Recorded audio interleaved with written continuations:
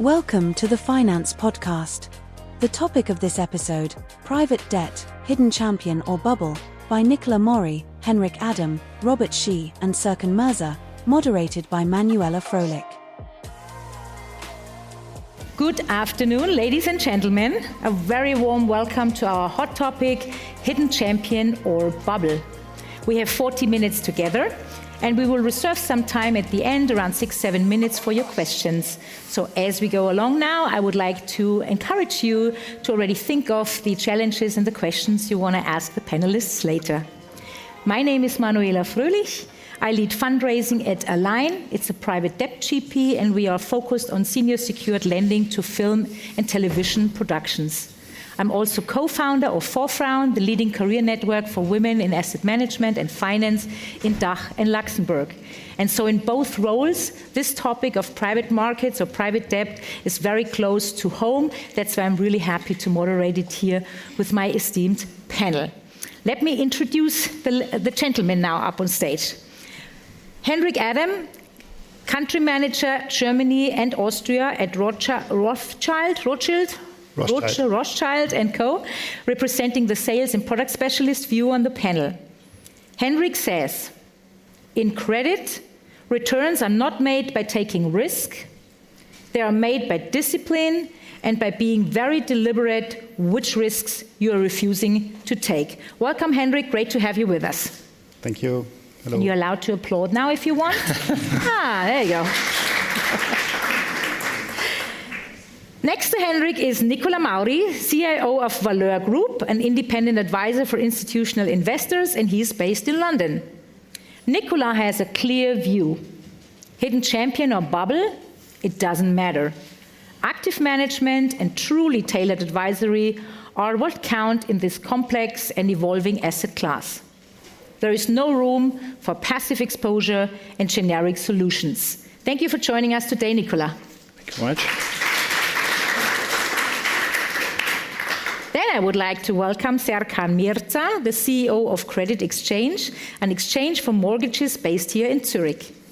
And Serkan shares his strong opinion. Direct Swiss franc mortgages are safer investment than US Treasury bonds. Welcome to the round, Serkan. And completing our panel is Robert Shih, co-head private credit origination at M&G Investments in Frankfurt. Robert believes private credit isn't about finding the next champion. It's about avoiding the losers. Very true, Robert. Glad to have you with us.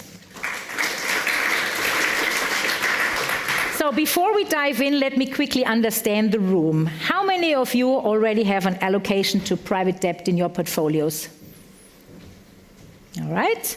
And who is currently evaluating exposure or increasing it? Yeah? So perfect. That tells us we are not theoretically debating here today. Private debt has really evolved from a niche allocation to a structural component in many institutional portfolios. Capital inflows are significant, fund sizes are growing, and expectations remain ambitious. But with scale comes scrutiny. Is private debt truly a hidden champion of long-term allocation? Or are certain segments showing early signs of overheating? This is exactly what we want to explore today. Let's kick it off. Each of you looks at private debt through a very different lens. What defines your approach to private debt in the current environment? Henrik, if you would like to start. First of all, thank you for the introduction. Yes, actually I'm working for Rothschild. Rothschild had this kind of 5 hours arm, which is the private market platform. And we are doing private equity and corporate direct lending. And therefore, the focus is very much on the corporate side.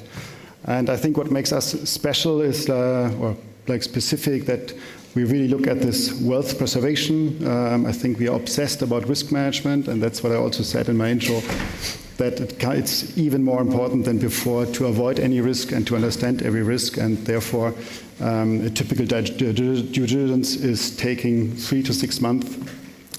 Therefore, we go very deep into the companies. We might hire somebody who was working in this area before on the company, so we do really understand what kind of risk we underwrite at the end of the day. And to give you an example, at the end, there's always an investment paper that has to be presented at the investment committee after 3 or 4 months. And this typically is like 120, 130 pages long. So that really shows that you're going quite deep into what you're doing. Right. Thank you so much.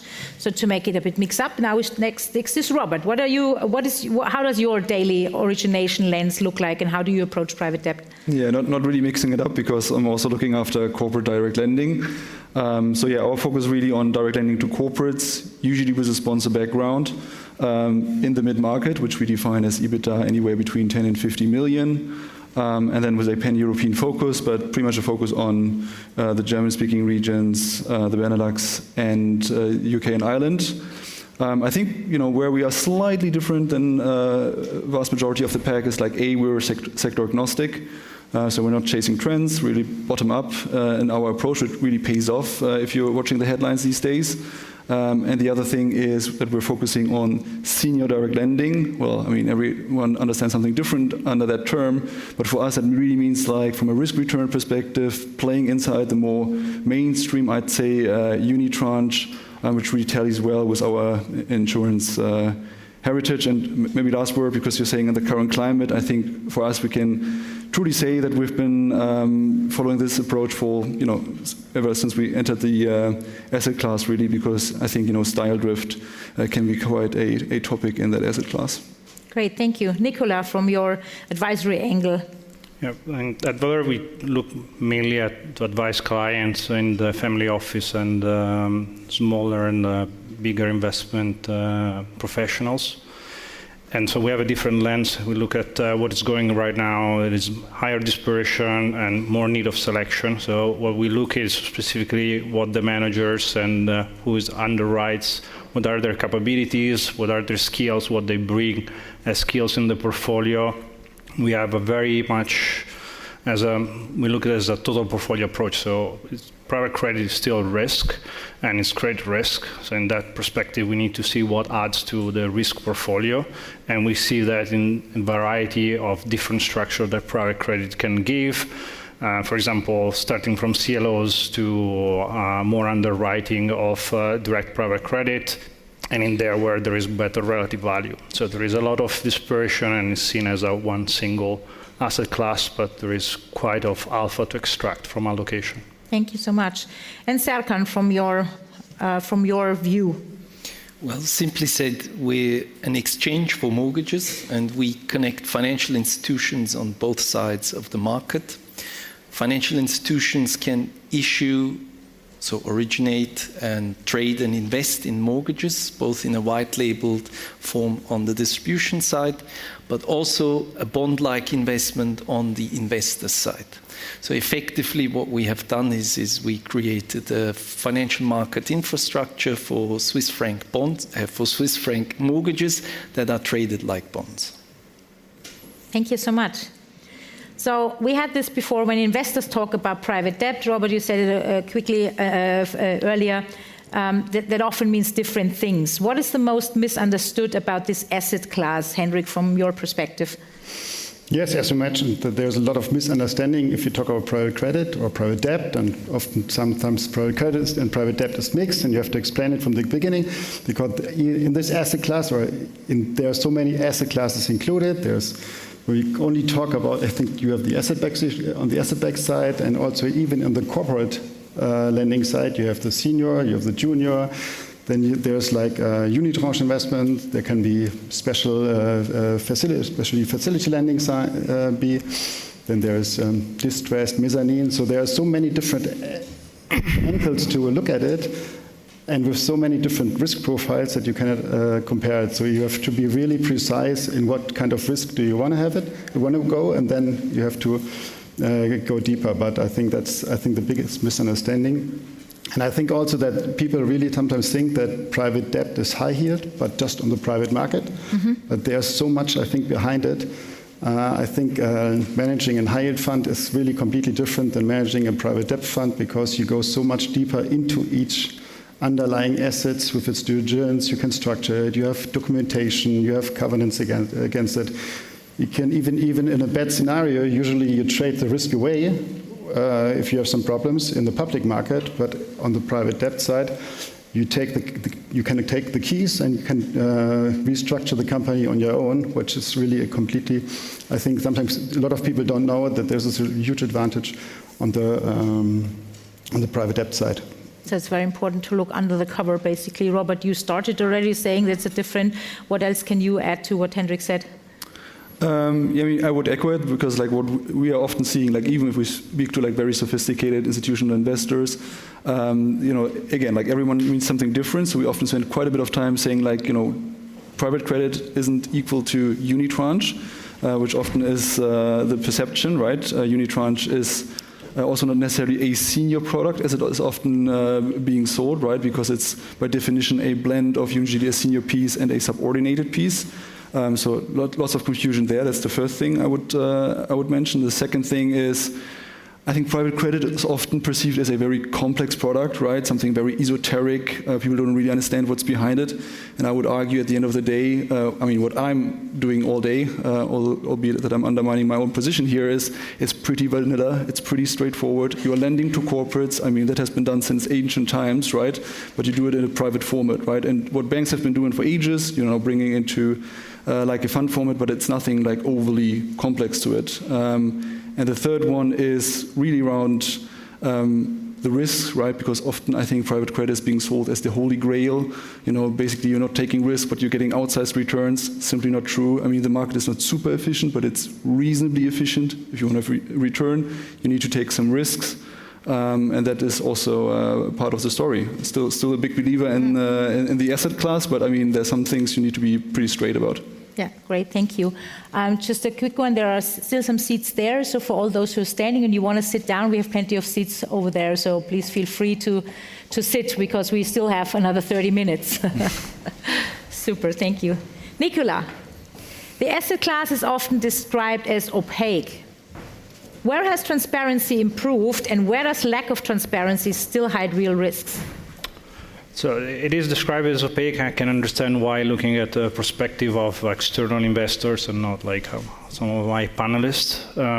I think it's improved a lot, and it's always improving. I think there is a scale with larger managers. It's improving more the information you can get, but it's more old school transparency. So it's not something you find in Bloomberg or just searching the internet. It's more old style.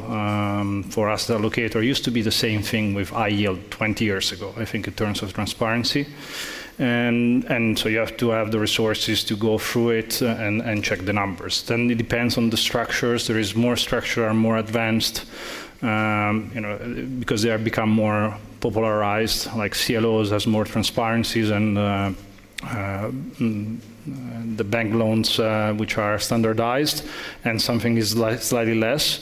But in terms of it, you can get the information around quite simply. And there is a third one, which I think transparency, which a lot of people are scared about, is pricing.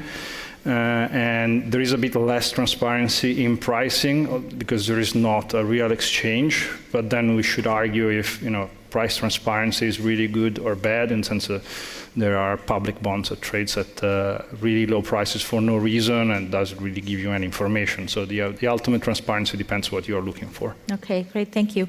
So let's use the comparison between public credit or the traditional fixed income. So what does private debt actually, Serkan, do better than public credit or traditional fixed income, and why has it become such a relevant allocation? There are different layers to this question, right? Obviously, we look at it from a mortgage perspective, and there are many different types of private debt. But if you look at Switzerland in mortgages, it's a significantly larger portion of the fixed income market overall. So if you look at bonds, they're about 600 billion, whilst mortgages alone make about 1.3 trillion in Switzerland. So this is almost 2.5 times more. And effectively, if you really want exposure in this overall asset class, right, you can't think away of private debt. And in Switzerland, if you want exposure in Swiss francs, it has to be mortgages. Especially if you want to diversify your portfolio. So that's certainly one reason. The other reason is that actually applies to equities too, to almost any asset class. Public public securities have become less and less. If you look at the listing histories, the volumes that are being traded, they're all coming down. So effectively, it comes to the same. You need to have some sort of a private markets exposure in order to fully participate in the economic upside. And I think it will continue. And the last reason is, if you do it well, it's actually, from a pricing perspective, it's more effective. If you go into, like, let's say, collateralized or mortgage-backed security types of bonds, you have always the fees that you need to pay to the intermediary, to the rating agency, etc. So done well, you actually bring down the costs as well. Thank you. And Henrik, how do you see this? You have experience in both public and private markets. Yes, I think the big advantage of private debt is that you have the control of the structure, because it's always bespoke. You have a negotiation with the company you want to lend the money to. So when it comes to documentation, when it comes to covenants, you have the ability to enforce the security you're getting if something is going in the wrong direction. I think that's a big advantage. Then also, when it comes to the downside protection, I think in direct lending, when you talk about unitranche or corporate direct lending, you always have a contractual, predictable cash flow that you're receiving, whereas in the public market, it's like, the yield is moving, you have a market-to-market movements, and I think that can be a big disadvantage. And I think, but maybe the biggest advantage is if you're a direct lender to somebody, you have always direct access to the company, you get a regular reporting, you have access to the management, and therefore you can also identify risks quite early. And as I mentioned before, if you want to, I think it's all about avoiding risks. I think that's something which is really important. Thank you. Let's talk about the risks and the recent risks back in the headline. We've read it all, what happened in the last couple of weeks, Robert. Are we seeing a structural increase in credit risk? Or is this simply a normalization after years of benign conditions? I really think it's like a combination of the two. So first of all, I think it's just inherent to the asset class, as I mentioned earlier, and to your point, I think it has been a very, very benign environment over the past 15 years, pretty much since the GFC, because there's always word about, the asset class has been tested. I'm not quite sure that's the case, because, for instance, you had COVID, but you had huge government spending programs which were basically taking away the heat from lots of the issuers. And I feel that we're now getting, back to a more normalized level. At the moment, I think it's, quite a challenging environment for those that are active in deploying in the asset class, because, you have multiple factors that make your everyday life quite difficult. You have the AI disruption, you have the tariff risk, you have weak consumer backdrop, and the list just continues. And there's like a new challenge that comes up pretty much every month, right? Yeah. So I do think it's a combination of the two, but also, like, back to the point I made earlier, I think you will inevitably have defaults in that asset class. For the vast majority of private credit, it's non-investment grade, but I think it's just important, and back to also the point that Henrik made, it's important that you basically don't have like excessive losses, right, or excessive defaults, and that if you ever face a default, which is like very natural, that you basically manage that properly. But I wouldn't say neither one or the other, but some sort of normalization plus at the moment a difficult environment. And maybe last point on that one, I think we will only see over the next couple of years as to how the default and the loss rates really are, because unlike the broadly syndicated market or the high yield market, which are more transparent, in private credit it can take quite some time, right? You have PIK instruments, you have the absence of covenants in large cap unitranche, et cetera, which means that actually defaults can be pushed into the future quite a bit. Also because yes, it's a single lender, which on one hand is great, but it also means the single lender can influence quite a bit as to when a default is going to crystallize or not. And second, from the mortgage perspective, what about default risks there? And at least what we've seen in our data and from what our investors have in their books, we don't see any structural change in the credit risk. So defaults are almost non-existent in our space We have over the last 12,000 transactions over the last 8 years, we're talking about 2 defaults overall. One went into recovery and was fully recovered. The other one was restructured. So effectively, expected loss on our relatively short history of 8-9 years is 0. So I think, but overall, if you also look in the market, I think from a systemic perspective, I don't see any increased risk. Rates are back again almost at 0 from a government swap perspective. Margins have slightly increased maybe, but effectively the ability to cover the interest rate payments is still very high by the borrowers. Plus LTVs, should it even shift systematically also on the real estate prices, average LTVs are well below 50% if you calculate it on current market prices. So I think there's plenty of buffer. There will be certain segments, like if you have second-rank mortgages, they will obviously be more at risk, and also maybe more recent purchases that might have been fairly high in price. But overall, I don't see a systemic risk for mortgages in Switzerland right now. All right, very optimistic outlook. When we talk about private debt, we often say or speak about uncorrelated or differentiated strategies. What does that mean in practice, Nicola, with your area of expertise? Well, I'd like to always answer with the joke that question. It means that they always goes up and they never have drawdowns. But that's unfortunately is not the truth. I think what uncorrelated in private credit is, apart from the variety of private credit, where we stand more in the corporate side, is differentiated risk you can get, particularly sectors and sector of the economy. So you're normally in private credit, you can get to different sectors and different structures of the economy. The structure that my panelist has already mentioned, so you have ability to have different exposure to different structures, which you can't get in our asset classes. One key thing, for example, was very good in 2022 is having more a floating rate exposure in terms of risk instead of a fixed rate exposure. So you don't have duration, which is one feature of the asset class that made it famous, I think, from 2022.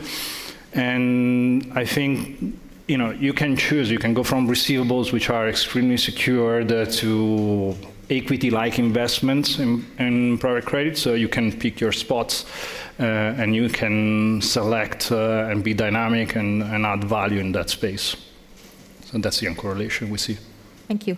Robert, we see record dry powder and multi-billion fundraising at large managers. Does this lead to innovation, or does it actually dilute the underwriting standards and pushing opportunities elsewhere? Yeah, might always sound like a bit negative overall today, but I don't see it leading to any sort of innovation, because I would argue if you have deployed in the past a 3 billion fund and that now becomes a 30 billion fund, where is the innovation coming from, right? I think it's what we're observing. There's nothing bad about it, right? But what we're observing is lots of managers basically pivoting into the large cap side of things. Which is fine, but it's, for me, not innovation, right? You're pretty much doing what you've been doing before, just larger company size. And actually, you're becoming more and more like the broadly syndicated loan market with bigger clubs, back to the point Henrik made, not really single or small lender control, etc., right? And then back to the question, does it lead to pressure? I would argue yes, it does, because at the end of the day, the direct lending market, the private credit market is no different than any other market out there. Everything at the end of the day is driven by supply and demand. We have lots of supply via record fundraisers, lots of dry powder. M&A market is still not great, right? I'm talking now corporate direct lending, plus an investor expectation of, in an ideal world, quick drawdowns, right? And that must create some sort of tension, right? And that does result in prices going down. That does result in looser documentations, just a matter of fact. So yeah, I'd argue it's more a dilution than any sort of innovation. I think the innovation rather takes place probably in fields that Serkan is targeting, but those are usually lower AUM fields. And what you also need to take into account is, direct lending, as it grows, it doesn't only compete amongst itself, it does also compete against other asset classes, right? It does compete against broadly syndicated, it does compete against high yield.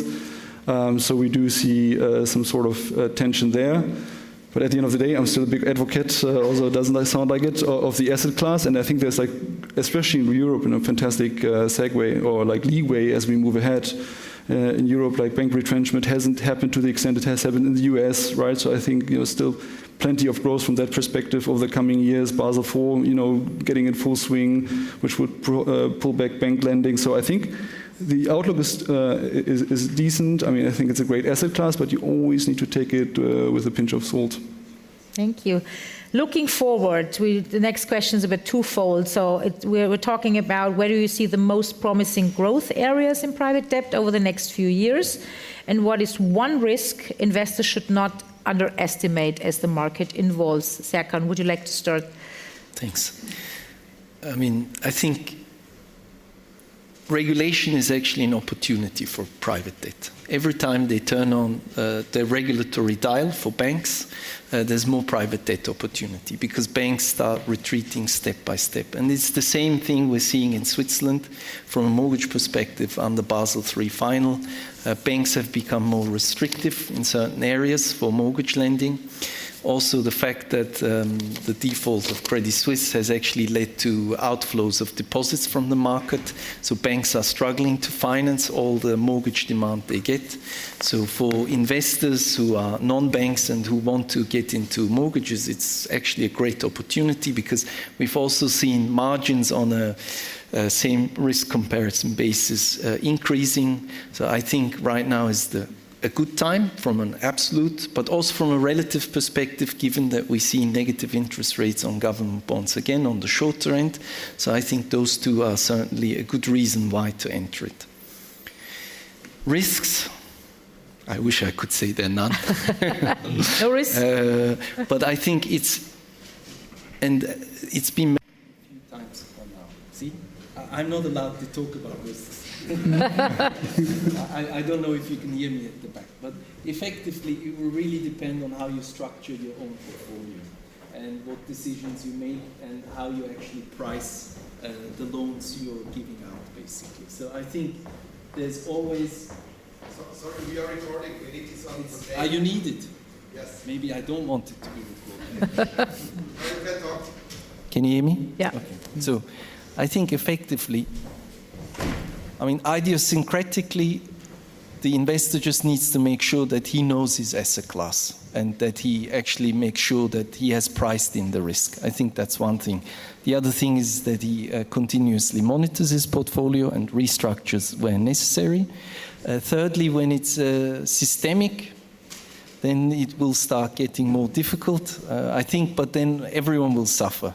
So I think to hedge against the systemic risk is always difficult, and I think the best way is then to diversify in different asset classes. Great, thank you.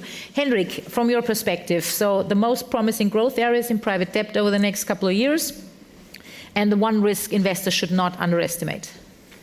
Yes, actually, I go with Serkan, what he mentioned about that banks have so many regulatory constraints and there will be so much place for direct lending, especially for smaller company, mid-cap companies, which wants to grow and needs some flexibility. But I think also with the democratization that LTIF is a big chance in the direct lending market or private debt market in general, because I think it's great to give end clients access to an income strategy, which is quite robust and also fits quite well in the diversification of an overall portfolio, as Mori mentioned. And on the risk side, I would go with Robert, what he mentioned, that there's a lot of oversupply currently on the direct lending in general in the private debt market. And therefore, of course, that comes at the end with some fee compression, also maybe with some lighter documentation or weaker documentation, and hopefully not too many covenant light structures that would lead actually to a lot of risks, and therefore you have to be super selective when it comes to underwriting risks and underwriting companies. Super, thank you. So we will have another question now, but in the meantime, you can already think about some questions you're going to ask the panelists, because we're going to open up the floor in a couple of minutes.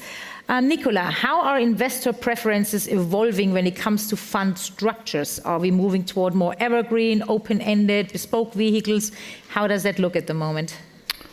So the evolution is finding a solution to what client problems really exist. And so the fund structures needs to evolve with that. I think there is a bit disconnect between the actual liquidity and terms that clients can take in terms of having their capital locked and their asset allocation and some of the fund structure existing. Of course, there is Evergreen as becoming more popular, but doesn't offer all the full ability. We see more and more pulling effectively a more old style or like a more simple style type of funds of multi-managers where you can enhance liquidity with secondary market and you can use secondaries to enhance that liquidity, to put all the tools that there are together in a solution that you can have effectively something closer to existing fund structures, although you never get to the UCITS standards, but at least to have reasonable liquidity within 3 to 6 months and have ability of people actually reallocating the portfolio in that frame. So thank you so far. Now let's open up the floor for questions. We have around 6 to 7 minutes. We have already one. That's super. Kieran needs the microphone back. Thank you. My question is about private debt for retail clients or private wealth. And what do you think about the recent events in the market with Blue Owl halting redemptions of one of its funds? Anybody specific or whoever wants to answer? Nicola? I'll take it. So I think, there is always this misconcept that it's listed means liquid and that it goes to retail, and that's true also for some ETFs, by the way. Doesn't necessarily mean just for BDCs, but you're buying a company that lends money. You can see a BDC as a bank, actually just a small bank, and then its price can go up and down if the credit sours or not. The actual redemption got limited to the private closed-end fund, not the BDC which is listed, so it's not really goes to private clients. Although, I get to my first point is it's an asset class. You need to know quite well to invest, but in various things goes to retail in venture capital type of companies get IPOs. So I'm not going to say that there is a devil in private credit to try to do that. People need to understand what they hold. And then I don't think there is a big push to get it to retail per se by the industry. It's just there are some occasions, and there is limited redemption also in real estate until 2 years ago, massive in a lot of real estate funds, and nobody really complained. So it's just narrative at the moment. Yeah, what I would just add is maybe I think it's an attractive asset class. It offers an illiquidity premium. It is a nice diversifier, as we have just alluded to, right, in a diversified portfolio. But what I would always urge people to do is you need to think about what you're investing into, and you need to understand what you're investing into. And it's an illiquid asset class, as was just mentioned, right? So, and it's also difficult, like with any other market, it's very difficult to time the market, right? So I wouldn't say now is a bad time or now is a good time, right? You just need to be constantly in the market, explore different vintages, or if it's an evergreen structure, keep investing. I think the example you just mentioned is more an example of, it tallies a bit with my opening statements. It should be a more boring asset class, right? It's not about chasing trends and, everyone is about sector A or sector B and then we all rush into that or into that one. It's all about diversification. And at the end of the day, we're not being paid for doing something funky or producing crazy returns. I think this is mainly for other asset classes. And I think if you follow that approach, then it's, as said, a good investment class, nice diversifier. Great, thank you. Some more questions? Yeah, in the middle.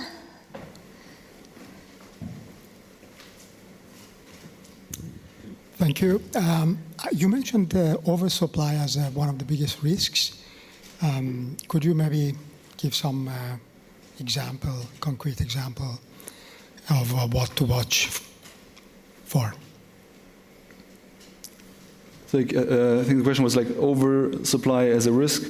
It's more in line with what I've said earlier, right? It's just natural. There's so much capital flowing into a market that needs to be deployed. Obviously the risks does increase because everyone wants to deploy. You need to be competitive in order to find assets.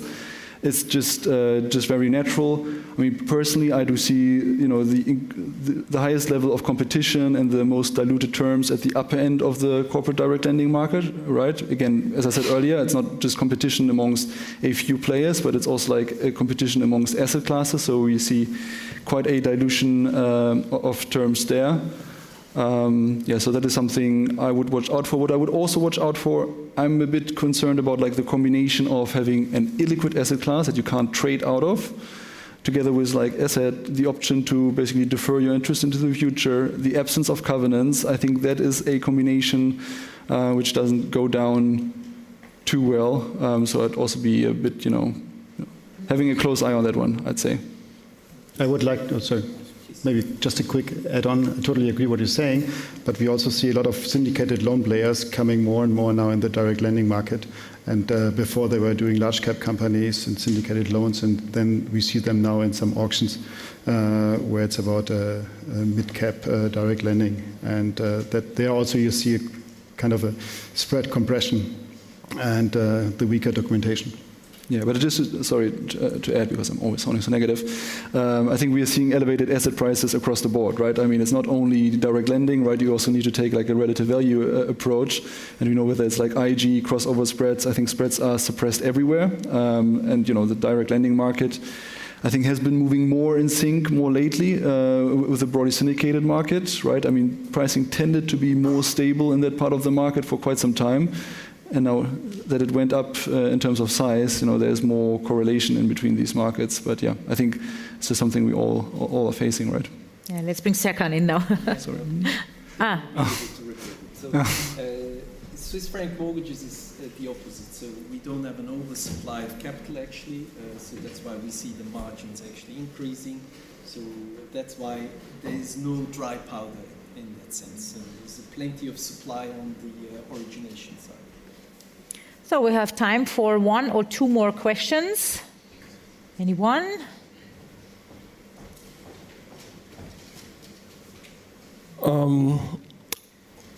For Robert. Robert, what's the covenant or control right that you require now? What's the covenant or control right you require in mid-cap lending that you didn't require pre-2022? Well, I mean, I think the bitter reality is that what you can demand is rather going down than going up, because the market has really become more competitive over the last 2 or 3 years. So I wouldn't say like we're demanding something that we haven't demanded before. It's more like trying to defend as best as you can the status quo that you were facing in, say, like the early 2020s. I mean, as I said earlier, I think it doesn't come as a surprise for us. It's just paramount to have like a covenant, a maintenance covenant that also has some teeth in the mid-market, because again, otherwise, stress can happen, very normal in the asset class, but also in line with what I said earlier, you just need to have the tools to then, act in the best interest of your investors to step in when risks arises in order to maximize your recovery. And again, like if you don't have a covenant or a covenant that is worth nothing because the headroom is so uber wide, or there's some other features to it, then that is something we wouldn't support, because I think it doesn't work with the illiquid nature of the asset class. Thank you so much. I'm sure the discussion will continue in the break. Unfortunately, we are at time. So we need Serkan to have a microphone now for the final round. That's not working, right? The 1, 2, 1, 2? No. So we need this one, because we close with a quick fire round to bring a bit speed up in here. This means you're all allowed only one-word answers. Are you ready? We start with Henrik in that direction, then we go back and that back. So, first one. Henrik, most attractive sector right now? Of course, direct lending, corporate direct lending. Structured credit. Mortgages. What a surprise. Robert? There is none. ESG, essential or optional, Robert? Essential. Optional. Integrated. Essential. AI and private credit, hype or game changer? Supportive. Selective. Hype. Game changer. God, at least they use my word. Robert, strongest reason private debt belongs in a long-term allocation? Diversification. Risk return. Adaptability. All about diversification. And the final verdict, hidden champion or bubble? Hidden champion. Manager-driven. Hidden champion. Neither. All right. If one thing became clear today, is that private debt is not a uniform asset class. It's a spectrum, as we heard, and outcomes will depend on discipline, structure, and selection. I hope those who wanted to increase, those numbers increase, who said we want to increase our evaluation in private debt. Thank you for our panel, for your depth and openness of discussion. Thank you all for being an engaged audience. Enjoy the rest of the conference, and I hope to speak to you later in the break. Thank you. Finally, the mandatory risk warning. The content of this episode is for general information only and is not a recommendation to buy or sell any financial products. All information is supplied without guarantee, and this is not an investment advisory. New episodes are released every Tuesday and Thursday.